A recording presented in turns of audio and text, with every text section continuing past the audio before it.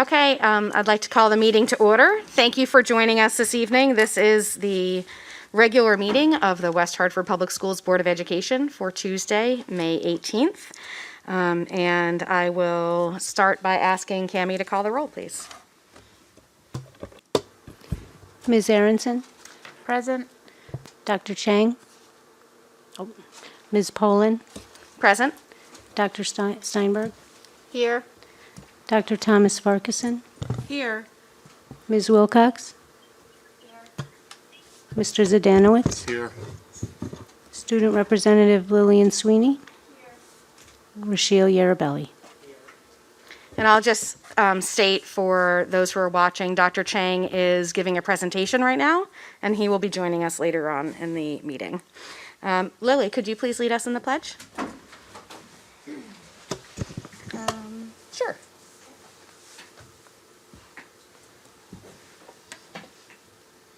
I pledge allegiance to the flag of the United States of America and to the republic for which it stands, one nation, under God, indivisible, with liberty and justice for all. Thank you.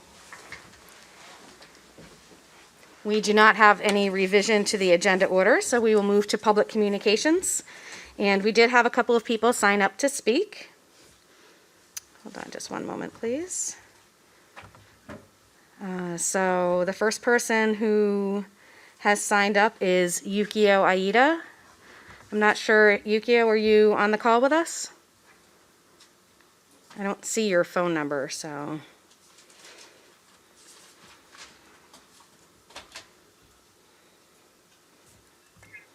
Oh, I'm sorry about that. I had the computer on mute.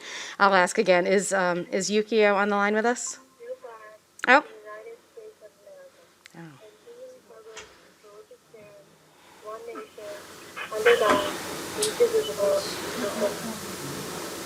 Okay. So Yukio, I know the TV is a little bit behind. So we are ready for public communications, and you are first. Hi. Hello. Hello. Thank you. The screen and the phone is not on cue, but my name is Yukio Ida, and I am a resident at 63 Highwood Road in West Hartford, and I am a parent of a KP 7th grader. Members of the Board of Ed, Superintendent Moore, and administrators, Dr. Haskins, and the Office of Equity Advancement, and members of the EDC. Thank you so much for your continued work in moving the district forward and becoming a more anti-racist organization. As a parent who has been creating space to discuss and act on issues of racial and educational justice with other families since 2017, I know that the work is not easy. I am in support of having an educational equity policy to guide the district's action in ensuring that every child in our system, especially those that have experienced systemic inequities based on race, ethnicity, ability, socioeconomic identifiers, gender, sexual orientation, language, religion, or any other way. I know that they, need to have access to what they need to thrive academically and socially. But for many, when the word policy is mentioned, there are many reactions and emotions. Policy equals laws, regulations, rules, and these words associations are not positive. I know that as a non-US citizen, words like policy, laws, regulations scare me. And this is based off of prior life experiences. And as much as the Board of Ed and the district has asked for feedback, when the process is unfamiliar, the information is not easy to find, and the language is written in a way that only lawyers and policymakers can decipher. It excludes the very stakeholders that the policy is supposed to serve. And district policies are an effective tool to bring change and guide the day-to-day actions of the district.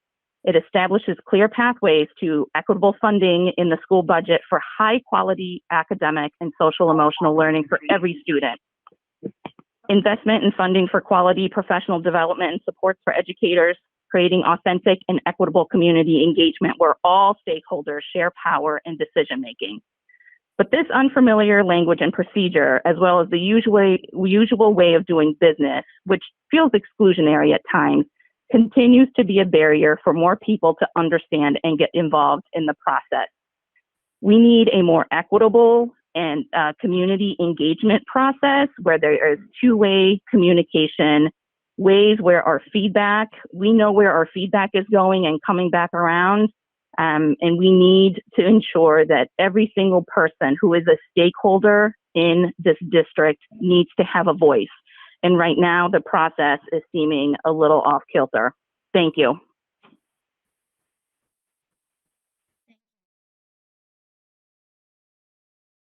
Bellin.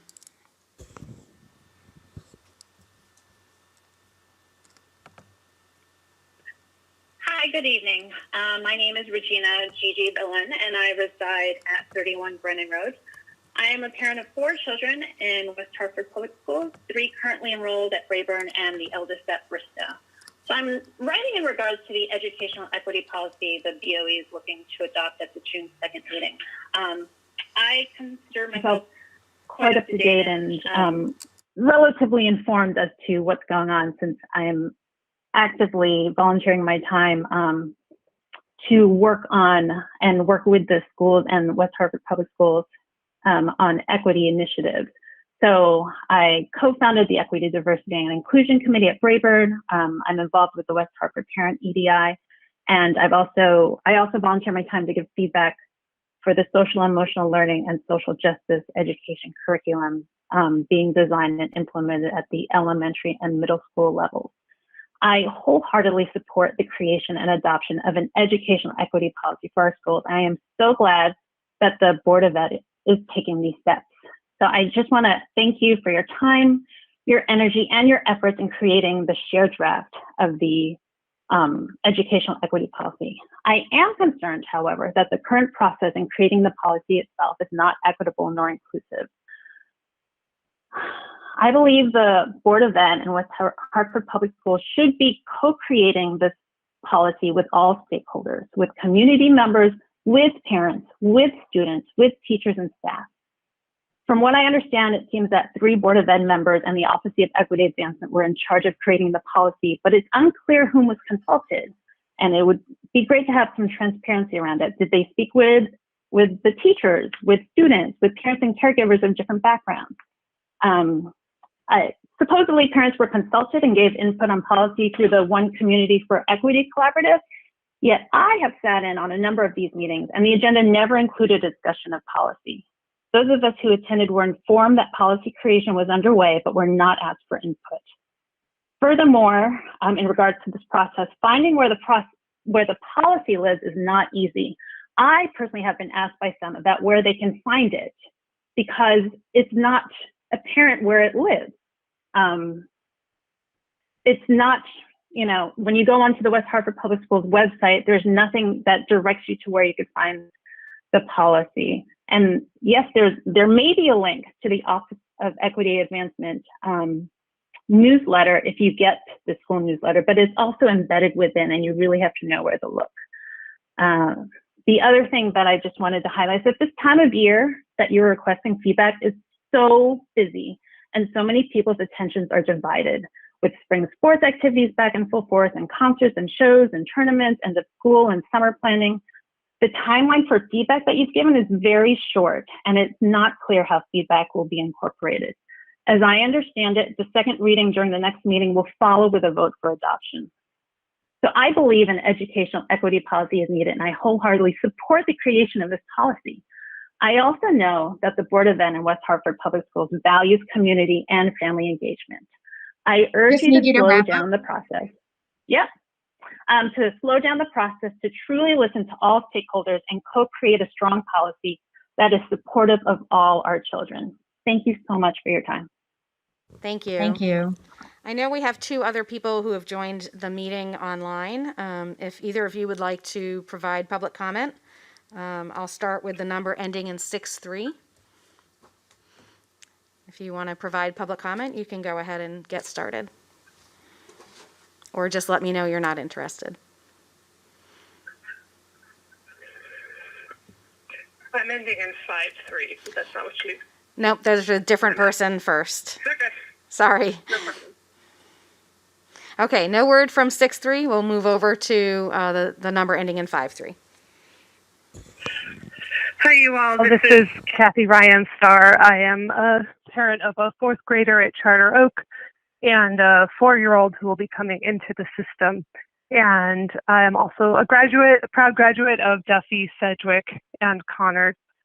And I really want to lift up and support and amplify what Gigi and Yukio just said. As a white parent who was raised in this school system at a time when we weren't talking about these things, I am really glad that equity is being talked about now and is on the table. We need a strong equity policy. We need an equity audit. We need real accountability with clear data. And I applaud you for putting that on the agenda. And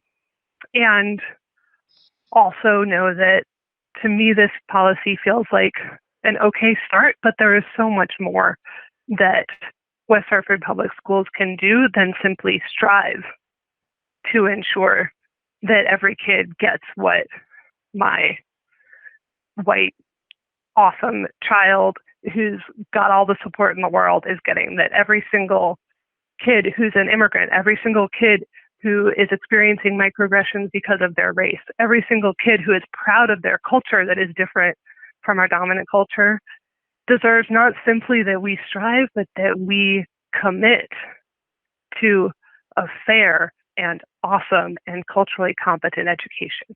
So I think this policy is a fine discussion place to start, and I would like to see a more engaged community process that takes us to an even stronger place where you as leaders and we as community are ready to truly commit to equity with the resources and the ongoing learning and the leadership that requires. Thank you so much. And last chance, if your number ends in 6-3 and you'd like to provide public comment, please let me know. Otherwise, we're going to move to the next agenda item.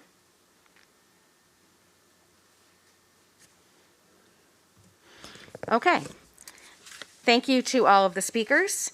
We will move to item 3, unfinished business. We don't have any unfinished business. Item 4, new business, and A is the State of Connecticut Healthy Food Certification, and the recommendation is that the board, I think, approve or adopt the certification as we do each year. So I think typically we have to read this whole thing, is that correct? Okay. So I will seek a motion and then a second, and then I will read the actual certification. So moved. Thank you, Lorna. And a second? Liz? Great.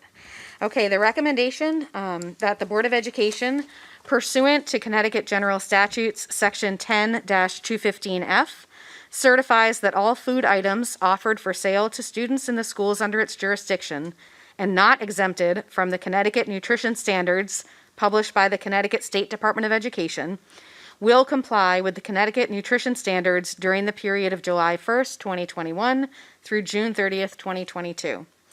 This certification shall include all food offered for sale to students separately from reimbursable meals at all times and from all sources, including but not limited to school stores, vending machines, school cafeterias, culinary programs, and any fundraising activities on school premises sponsored by the school or non-school organizations and groups. Allows the sale to students of food items that do not meet Connecticut's nutrition standards and beverages not listed in Section 10-221Q of the Connecticut General Statutes. There's a typo here, so for the record. Provided that the following conditions are met. 1, the sale is in connection with an event occurring after the end of the regular school day or on the weekend. 2, the sale is at the location of the event. And 3, the food and beverage items are not sold from a vending machine or a school store. An event is an occurrence that involves more than just a regularly scheduled practice, meeting, or extracurricular activity. The regular school day is the period from midnight before to 30 minutes after the end of the official school day. Location means where the event is being held and must be the same place as the food and beverage sales. Liz, can you provide a little bit of context for this? Certainly. Thank you. Thank you. So, as Deb had mentioned, we do an annual certification that the district agrees to follow the state nutrition standards, not just with our regular school meals, but with all food that we offer through our nutrition program. It's an annual certification that enables us to collect an additional 10 cents per meal, which equates to approximately $61,000 per year for the nutrition services program. And we simply attest to this. Our nutrition services director follows these guidelines to ensure that we are in compliance. Thank you. Are there questions? I actually have a question. Given what has been the practice of the federal government over the past year to do a higher reimbursement level, this is still in effect, though? We're still also getting reimbursed by the state? We're still getting reimbursed, and what they've done is they've set the reimbursement rate at the last full year of in-person classes. So typically we do approximately 610,000 lunches a year. And so for last year, this year, and the following year, we will continue to be reimbursed at that rate, despite the fact that our number of meals served has reduced. Great, thank you. Any other questions? Okay, we have a motion and a second. If there are no further questions, I will try your minds. All those in favor, please signify by saying aye. Aye. Any opposed, say nay. Any abstentions? And the ayes have it, and the motion passes. Thank you. Item 2, B, request for board approval of program enhancement state grants. And the recommendation is that the Board of Education approves state and federal grant applications by the Adult Education Program in 3 grant areas: work readiness, family literacy services, and expansion of the National External Diploma Program. And welcome, Dr. Haskins. Watch your head.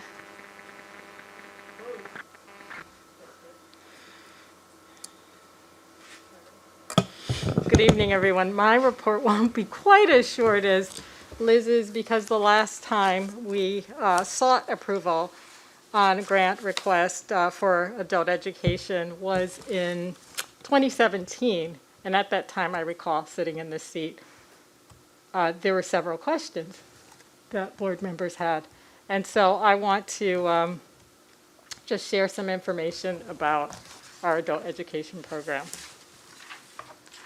So I am pleased to be here at the board table tonight on behalf of, I'm sorry, let me put this in present mode.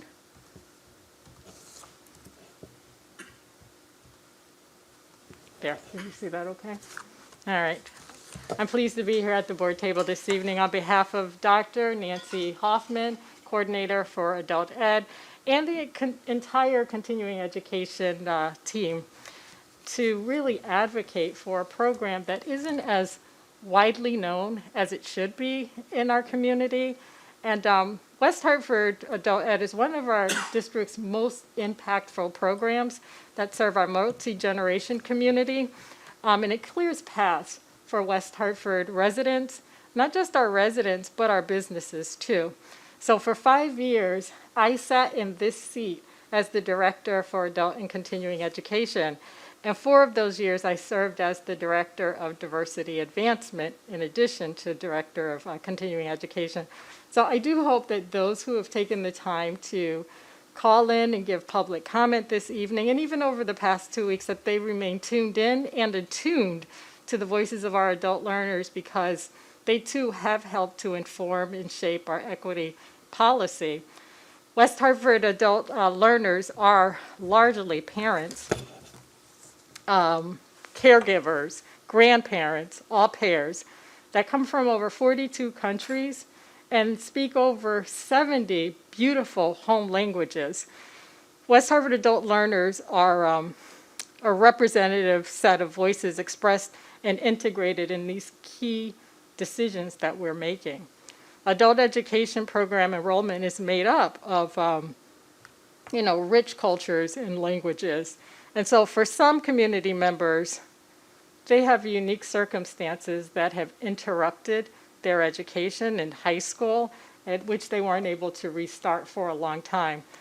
For others, they're just restarting their lives here after moving to the United States and here, making West Hartford their home.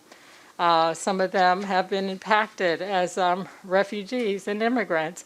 And then there are many who are master's and doctorate prepared, but they can't find employment here because they don't speak English proficiently, but they're learning. It's not their first language. And sometimes because of the color of their skin, and sometimes because of the spelling of their names. Still, they have families that they have to feed, and they make West Hartford their home. So in my role as Director of Diversity Advancement or Equity Advancement now, I have and I will continue to carry their voices, their lived experiences, and seek to build trust and practice and structure just to get more public input and create shared spaces for crafting solutions with them as well. So the voices of these adult learners, they will always resonate with me and inform me in my everyday drive. So last year, I remember I was a member of West Hartford's Census 2020 committee, and it was such an honor and great learning experience. And we worked really hard to ensure that every member of West Hartford counted so that we can really change the narrative for almost 4,000 adult residents who do not have a high school diploma. We have roughly 8% of our adult residents that lack employment. This is double from last year. It was about 3.8% in 2017 and 2018, and just a little bit more recently. Research tells us that adults with high school diploma are 65% more likely to be employed. So I can only imagine how that statistic would increase for adult learners who leave here with a West Hartford high school diploma.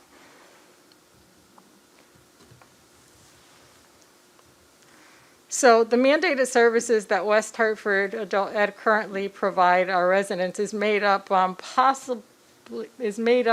mostly by board funding, but it's supplemented about 18 to 20% by state funding. And so we know that there's a need for community support and funding beyond the services that we currently offer.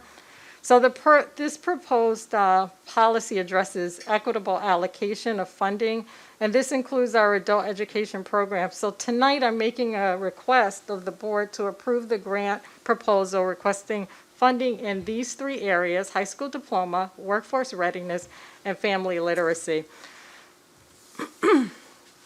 So the first program is Ready, Set, Go to Work, and this was a new proposal in 2017, which we carried over from my prior role, and it seeks to provide workforce readiness, contextualized learning, and resources in English language classes and in the high school diploma programs that we offer. The program includes or provides employment skills, soft skills, career counseling, and employment seeker support.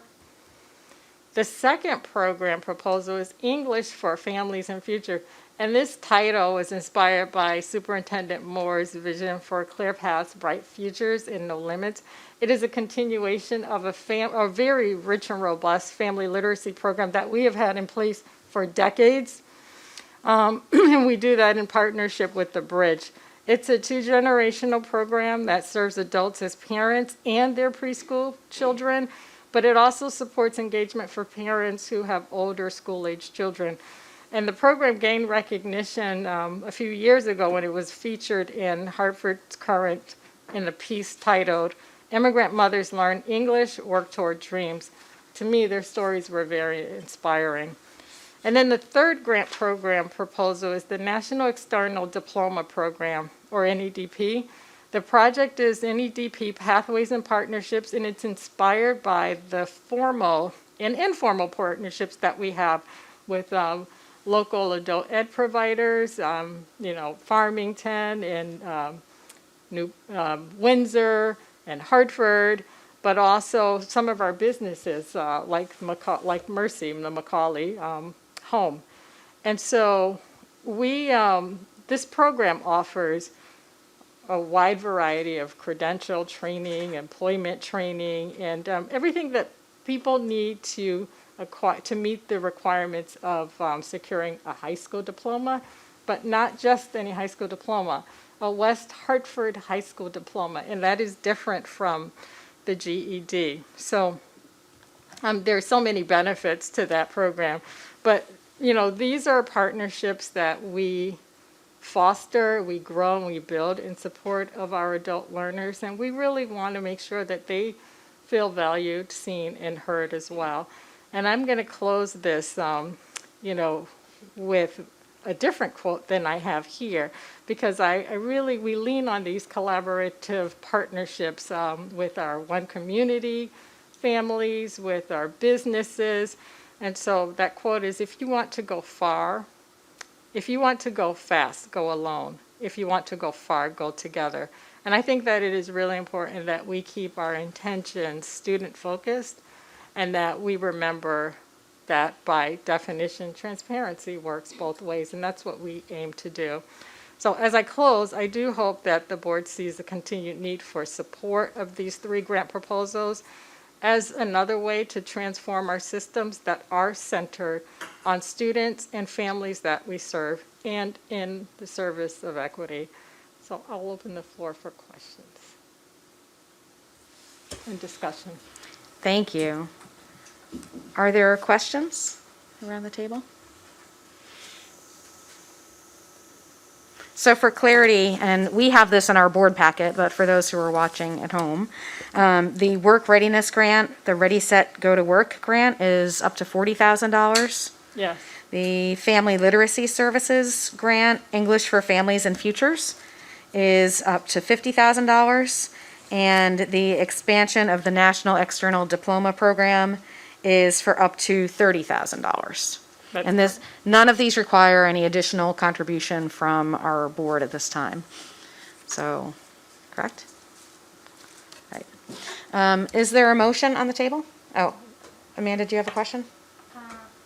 No, I just wanted to say that having worked at the Bridge Family Center, I've seen these programs up close, and these have my full support, and I can see that there's a lot of depth here that would be hard to even touch upon in a presentation like this, but it's extraordinary what goes on at the community level, and it's nice to hear about them here through this venue as well. Thank you. Would you like to make a motion? I would. So moved. Okay, is there a second? Second. Thank you. Moved by Amanda, second by Lorna. Any further discussion? All right. Yeah. Just want to Sorry, say I didn't see you. Oh, that's all right. Just want to say thank you, and just so always impressed with the creative ways of continuing to support and fund and expand the learning opportunities. I'm thinking of the last Board of Ed meeting where the bookstore was described, and with these initiatives as well, just recognizing that there are many ways of learning. And I know you made reference to the second quote in terms of if you want to go fast, go alone. If you want to go far, go together. But the quote that you had up there, not for school, but for life we learned. And I think that just speaks volumes, because many of us know that learning it goes beyond the textbook, that sometimes you have to have the life experience that can supplement that. And so just thank you again for your advocacy in this area. Agreed. All right, I will try your minds. All those in favor of the motion, please signify by saying aye. Aye. Aye. Any opposed, say nay. Abstentions? The ayes have it. Thank you. All right, careful your head there. All right. There you go. Oy. Okay. Moving on to staff communications and reports, and we'll start with the superintendent's report. Thank you. And really, there's only one thing to talk about. It kind of folds into something else too, but that's our status of where we are with COVID, with the pandemic, where we are in school. We have less than a month left, basically a month, or less than a month. 4 weeks from Thursday is our last day. 4 weeks from tonight is graduation. And with that being said, we can't ignore the good news of where we are. We can't ignore how small the numbers are that we're sending out. If you look at the COVID dashboard and what's happening in our schools, and knock wood, we're not done with this year yet. However, I think it's safe to say that the vaccines have surpassed even an optimist's hopes on with the impact that they'd have this year, never mind next year. And so with that, we get a lot of questions about what's changing now and what's changing in the state with mask mandates shift tomorrow. They don't really shift at school. That doesn't mean there's not shifts in how we're organizing things in school. That doesn't mean there's not some shifts at recess depending on the situation. That doesn't, all those things as we move in, especially in the hot weather, we're back to the time where, a mask break and separated, that's something that we understand. This week it's going to be hot. It was warm today, and we'll continue that over the next few weeks. But one thing I do want to address, I said a year ago, and I'm going to communicate with staff this week about it and with families. I do think we need to look at our plan for the next school year. It's part of actually the American Recovery Plan, is that we have to send in the reopening plan. Now, the truth is that's a federal mandate, and it's directed towards the parts of the country that aren't back yet. I mean, that's just what we know. Okay, how are we going to get our kids back to school? Well, our kids are back to school. So for us, that plan in many ways is continuing what we're doing now, and actually with some mitigation strategies falling away instead of more and more being increased as we're bringing kids back. So so that shifts how we do it and the kind of community discussions that you'll hear in some parts of the country that still aren't back yet, which is more than a quarter of the country is not back every day yet. So where we are as far as that mitigation looks is, I said a year ago, and it's almost a year to the time, that coming up in the following school year, as we began planning, we began looking at how do we go through a schedule, and the block schedule at the secondary levels was would fit our needs better. And that's a mitigation strategy because it kind of took cohorting and applied it to the middle school and the high school level more than we realistically could otherwise. And it limited transition times and just contact. I don't know what masks will look like at schools in the fall. What I know is the importance of vaccinations. And I know the kids 12 and older now can get vaccinated. And we've had our own vaccination clinics with walk-ins available where we did schedule appointments, but then it was opened up to all of our students can go in. It was on the news last night, this morning. Good stories. I know a lot of our kids at the upper levels have gotten vaccinated, and I know now that it opened up to 12-year-olds, we're seeing a lot more vaccinations. So that will change probably how things look in September. With that, the other thing I said when we announced block schedules is that this wasn't some plan by me to push block scheduling and sneak it past people. That's never been a goal. And so we've been planning up until now, because we had to plan schedules to be in block next year, because we started this when we were doing the budget process and everything where things looked one way. The closer we get, I have trouble telling people this is an honest, needed mitigation strategy. If it's not a needed mitigation strategy, that just means it's, well, because I want there to be block schedule. Which the fact is, and I've said this to anybody, I'm a scheduling agnostic. I mean, I know people want me to have a strong opinion one way or the other. I just don't, and I never have. I know moving away from it will make some people happy, and I know it'll make some people upset. If we are going to do block scheduling as the method of how we instruct kids at the middle school and high school in the future, that's a discussion that should take place amongst all stakeholders, not just a decision made by me. And that includes the Board of Education. So if that's something that comes forward from teachers, parents, and students, that's something that we can study. That's something that we could do professional development towards in pedagogy and teaching in the block, learning in the block and what it means differently. That's a discussion I'm happy to have. I'm happy to have a committee and bring that towards the board over the course of years, months, years, however it goes. But with all that being said, I don't think it's something I should just institute for next year if it's not a mitigation strategy. So I'll be communicating with stakeholders this week about that, but my intention is that we go back to our typical schedule that we've had, which doesn't mean, hey, this is the best schedule because it's what we've always had. That's not how I operate either. But that's the schedule we were operating under when the pandemic hit. That's the schedule that we have. If we're going to seek to change that, we can do that over time. But again, that's the biggest thing really that I want to talk about, and happy to answer questions about that. And that's part of really the look at the American Recovery Plan, which the first steps, Liz and I signed the first steps of it today. We just got access to that. So there's community feedback and a lot of people who want to say, okay, spend here, spend here. That's a 3-year process, I want people to remember. And part of what we do need to make sure we're aware of is we need to plan for next year, which we have with ESSER funding. We need to fund things that we know we need. But we also need to see what's happening on the ground and be able to react and not decide now in May of 2021 how it's going to be best to spend money in September of 2023 or 2024 based on our gut instincts about what's going to happen. So we'll be looking for that over time. Happy to have good ideas and share thoughts with people about what that looks like. But we'll be beginning that process of the American Recovery Plan application. We just began the process now. So that's a series of steps that go on, and really every 6 months there's a renewal piece to that. So with that, happy to answer any questions.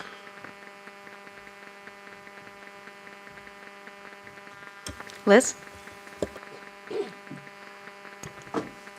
Just have more of a comment, Tom.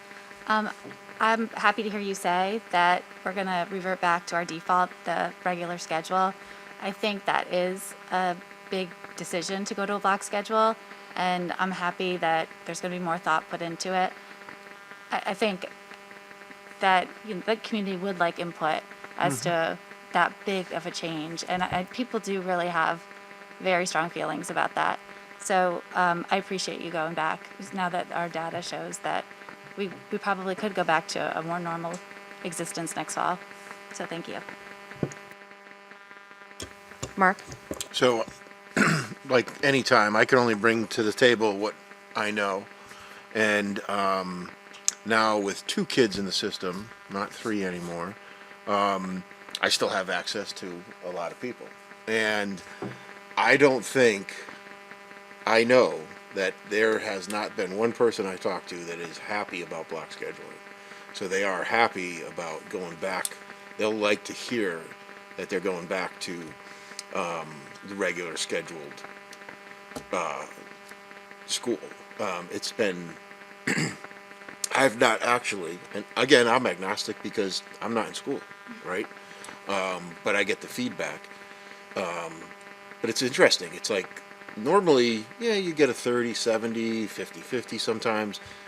There has not been one parent, student that has embraced the block. They really just don't enjoy it, and maybe because it's change, right? And change is sometimes difficult. I know that the comments are that the longer blocks are harder to concentrate, and like, oh my God, I can never do math like that if I have to stay in blocks that long. Things like that. I understand like workshops and that get involved in it, but just what I bring to the table with the feedback that I've gotten over the last, 8 months, we've been, back to that or whatever it's been now. So just my feedback. No, I appreciate that. I think there's a couple caveats with that. There are some that have communicated me that will be very upset with me for this. As always, I mean, we've known this year that some people will be upset with me no matter which decisions. The other thing I'd want people to remember is that if we were going to look at block scheduling differentiation, I mean, the arguments for it would be so that our high school students could take more classes with the 25 credit requirement. And we wouldn't look at a 4x4 block the way we have it now. That was a pure medical public health intervention strategy. It would likely be something like a 6 drop 2, 5 drop 3, so the periods aren't quite as long. There's some differentiation between what you have one day and the next day. But again, and I appreciate you saying that, because that's part of any discussion that should happen. And if people, again, this isn't going to be something that I'm choosing to ram through or behind. I've been a teacher during a movement years ago to move to the block, and it didn't happen. And there was certainly a split, some in favor, some opposed to it. And there are people that would talk about the benefits in some areas. But again, like I said, I'm far more of an agnostic about it. Amanda?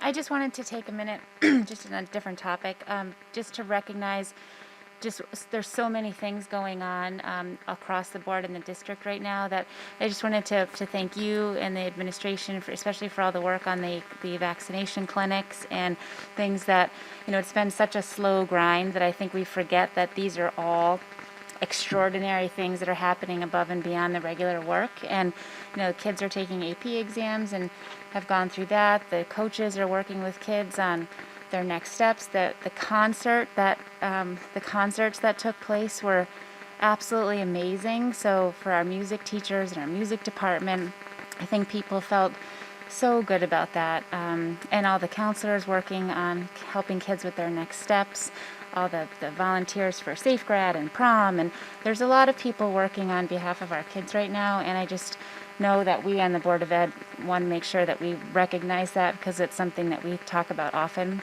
and we just wanted to do that publicly as well. I appreciate you saying that. The work that so many people have done to get those clinics up and running, really, so they're ready to go the moment people are eligible, has been great. The outreach to get people there. You mentioned the concerts, such great work, and that's we want some of that normalcy to return next year. We want kids going to music classes. We want those things to shift, and there's things that we want to keep. I mean, graduation parades. We'll be announcing those at both of our schools. I believe the Sunday before graduation, like we had last year. These kids have been through a lot during their junior and senior years. That's a great community moment for recognition for the kids. So again, these are the things that I do think remind us of what's special about this community. So thanks. Other questions or comments? I had a question about graduation since you mentioned it. Has there been an announcement yet about how many people can attend graduation? So at both schools, we're at 4 wristbands per student. Based on that's the standard that's come from the state now. I and everybody else probably believes that's going to shift, and depending at each high school where you are, there will likely be the opportunity to come, bring your own chair, blanket out, or maybe seats in the bleachers, because Hall and Conard are situating graduation a little bit differently this year because of space concerns. But I anticipate right now it's 4 per graduate that we know. I anticipate it will grow by graduation. We just need a little more patience so we get more guidelines from the state. Thank you. Liz? I had a question about vaccines, Tom. I think there's a lot of people out there wondering, obviously under 12 is not authorized yet, but are my kids going to have to get vaccinated to get back to school at some point? Can you talk about who's going to make those type of decisions, where the directives are going to come from? Yeah, any directive like that would be at the state level, is my understanding, and the Department of Public Health. Everything that the governor has said up until this point, and communication with the Department of Public Health with us, including today, has been that we will urge and encourage people to get vaccinated and show the benefit of when you're vaccinated, that masks can go away. But at this point, there isn't a push that I'm aware of to mandate vaccination for September for all students. Or for staff? Or for staff. Gotcha. That I'm aware of. Just Other questions? Okay, thank you. Now we'll move to staff reports and board discussions and the personnel report. And I don't particularly like this report, but I will ask Rick Ledwith to join us. Hi, Rick.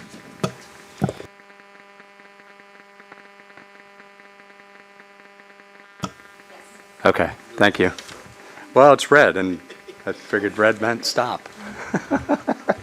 My first time here, Mike. So, yes, this is one of our larger personnel reports of the year, as it reflects our end-of-year resignations and end-of-year retirements. And as you can see, we have 7 end-of-year resignations, and we have 22 end-of-year retirements. But if you remember, during the school year, we did have 7 mid-year retirements as well that we reported on as they occurred throughout the school year. So that leaves us with 29 retirements for this year. And just a quick note about our retirees. These folks have a combined 705 years of teaching in West Hartford alone, so excluding any time that they may have at any other school district. And they probably wouldn't have thought that in their last year of teaching they'd be using terms like social distancing and quarantining and contact tracing and PPE more than they use terms like homework and power school and quiet down class. But in my meetings with the retirees, and if you guys know any of the folks on this list, I know I can say that they have as much passion and energy teaching in the middle of a pandemic this year as they did in their first year. So their legacies will be felt for many years beyond in the district and in their respective schools. So a big thank you for this year's cohort of retirees. So the turnover rate heading into the summer right now is about 4%. And again, that's made up primarily of the retirees. We will get some summer resignations. We always do. We'll get a couple over the summer.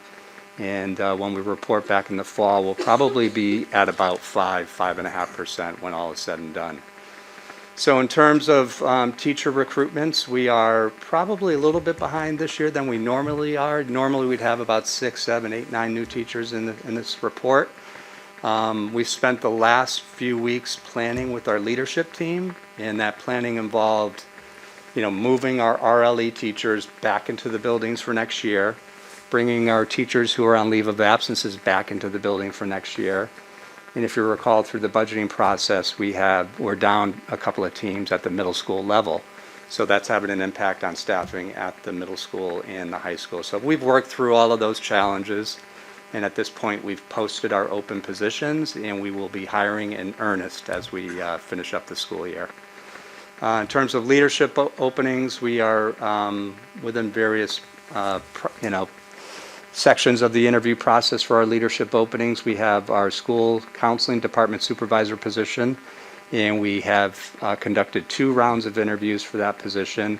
We will have our 3rd round of interviews for that position later this week, and if everything goes as scheduled, we'd probably have an announcement at the next board meeting. And then we have our language arts department supervisor opening. We interviewed, the first round was last week. Our second round, which will take place tomorrow, and involved a performance task. And then from there, we'd ideally have that 3rd round interview for that position next week. And if that goes as planned, hopefully we'd have an announcement at the next board meeting as well. And then our final leadership opening is our department supervisor for pupil services. That's a position that was vacated by Melissa Caballero when we promoted her to director of pupil services. And we have a real strong pool for that position, and we will begin interviewing within the next week or so, but probably won't have an announcement for that position until sometime in early June. So that's where we are. social studies and history too, department supervisor. Yeah, we still have that potential opening, our social studies department supervisor opening, that we're kind of working through some staffing changes with that position. So more to follow there as well. So, but that concludes this month's personnel report. Be happy to answer any questions that the board had. Mark? So, thanks. Rick, the the 4% turnover, you know, when we do the budget and you're budgeting for X, I can't remember what it was for retirements. Is this higher 25. than expected? Yeah, it was higher than we Yes, that's what I projected. thought, okay. Yeah. All right, so what's, We projected, I believe, 25, Liz? Okay, so 25 retirements, and so we came in 4 above that. okay, so not horribly though. You know, last year, we budgeted 25, and we came in at 14. Right. So we were far below that last year, Okay. but we average about 25 a year. Sure. And odds are we'll get 1 or 2 during the summer. I mean, just Yeah. that happens. Yeah, just a couple of weeks ago, we were probably at 15. We had a big rush on retirements over the last couple of weeks, which was surprising. April vacation made some people, I think. Additional questions? No, I'll just add my voice to those who have expressed gratitude to all of these staff members for their years of service to our children. I have a couple of favorites on this list myself. Thank you so much for all of your work with our kids, inspiring their love of learning, and to all of the retirees, best of luck in the future. So I think we have to make a motion and approve this, correct? I don't The think personnel you- report? Yeah, No? not on the person, yeah, it's just a Okay, staff report. even better. All Yeah. right, thank you. Thank you.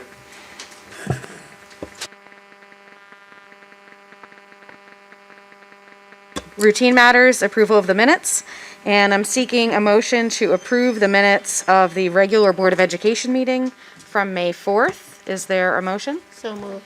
Thank you, Ari, and a second? Liz? Great, thank you. Any discussion about the minutes? If not, I will try your minds. All those in favor of approval of the minutes of the May 4th board meeting, please signify by saying aye. Aye. Any opposed, say nay. Abstentions? The ayes have it, and the minutes are approved. Moving to information and reports, board members, communications and reports, and reports from other boards and organizations. Anyone have anything there? And other information and discussions? Amanda? Sure, this one's quick. On behalf of the policy committee, we just wanted to thank everyone for the consistent feedback that's been coming in and remind everyone that we're doing a second reading on June 1st. So if people want to have any additional feedback, the sooner we get that, the easier it is to work with. So feel free to keep sending that in, and thank you. Thanks so much. Now we're going to move, is there anybody else? Sorry about that. We will move to non-staff communications and reports from our student board representatives, and Rochelle, we'll start with you.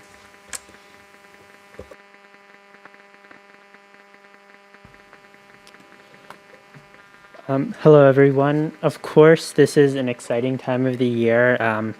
The summer is, of course, in sight. That being said, AP exams have been ongoing at Conard and will continue until the end of the month. Last Wednesday, the Conard Music Department hosted an outdoor musical concert at Simsbury Meadows. Families of the choir, band, and orchestra students were in attendance for a wonderful evening. Spring sports have continued to be going strong for the entire month. And on May 29th, Conard will be having the senior prom, where approximately 175 students have signed up to attend. On June 1st, Conard will host a live National Honor Society induction ceremony, and this ceremony will be streamed for parents. Conard has continued to host virtual day in the life programs for 8th graders, and we hope to have these events in person in the near future. Conard's graduation ceremony is planned for June 15th at Conard, and there's also a plan to have a car parade for graduating seniors similar to last year. Thank you. Thank you. Lily?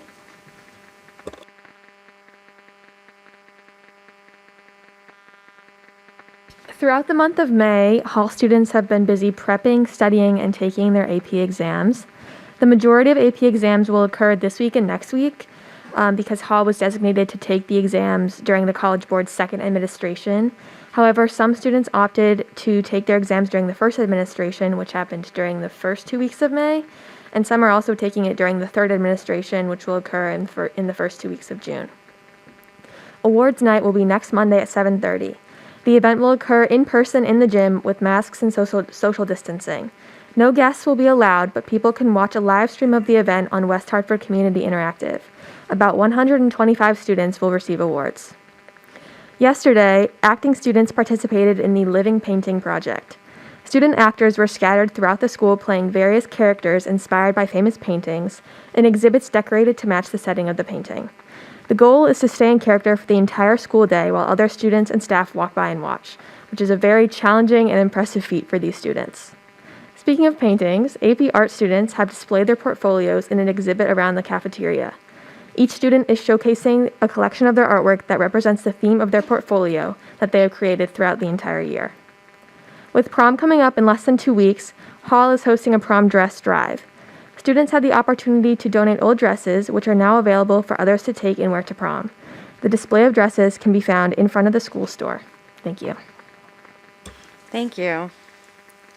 Announcement of future meeting dates. We only have one meeting left for the year, and that is Tuesday, June 1st, 2021. It will be at 7 o'clock here in this room. Are there any requests for future agenda items? Mark. Actually, I had an alibi previously. I forgot about it, and kind of goes to this last meeting. With town council at the end of June doing the budget, we probably would anticipate maybe another, potentially, another meeting. Tom, any insight on that? Yeah, we'd have to see. I'm not sure about that. We'd have to see the proposal. I don't anticipate that being necessary. If need be, we will call another meeting. All right, any comments from visitors? We don't have any other visitors on the line with us and no visitors in the room, so that's a no. Okay, we are going to move into executive session. I need a motion for that, please.